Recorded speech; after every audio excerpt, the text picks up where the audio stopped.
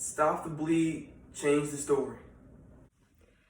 The purpose of our PSA is to educate high school students and raise awareness on stopping the bleed before it stops us. Our target audience for raising awareness is teenagers and young adults.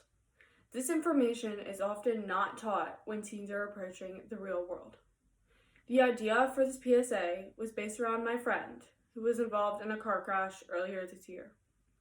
She was thrown from the vehicle and found on the side of the road with life-threatening blood loss. Due to the quick actions of others, she survived but was tragically left paralyzed from the waist down. Her story could have been different. Ambulances are required to arrive on the scene within 8 minutes and 59 seconds of being dispatched. However, they usually tend to make it to the scene at about the 8-minute mark, while police officers tend to make it between the 5 and 10-minute marks. However, even though they make it first, police officers are not required by law to have any form of first aid training. This is important because if not done correctly, a victim may bleed out before they even get a chance to get to the paramedics. The average adult can bleed out in just 5 minutes with serious injuries. This means that in the time it takes for emergency medical services to arrive, an adult with serious hemorrhaging could have possibly bled out. A 155-pound man may have about 5 to 6 liters of blood in his body, while a smaller woman may have about 4 to 5. This may seem like a lot of blood, but each drop is very significant, as the results show, with 60,000 Americans dying each year from blood loss.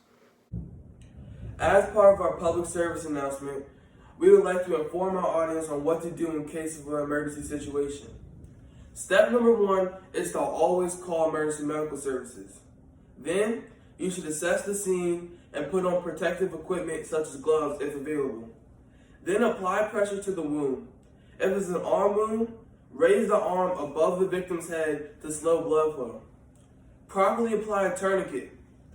And then once bleeding has properly been seized, continue to apply pressure until professionals arrive at the scene.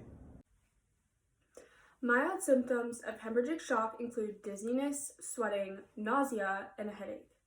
As blood loss increases, it can include pale skin, cold or clammy skin, confusion, or loss of consciousness or weak pulse.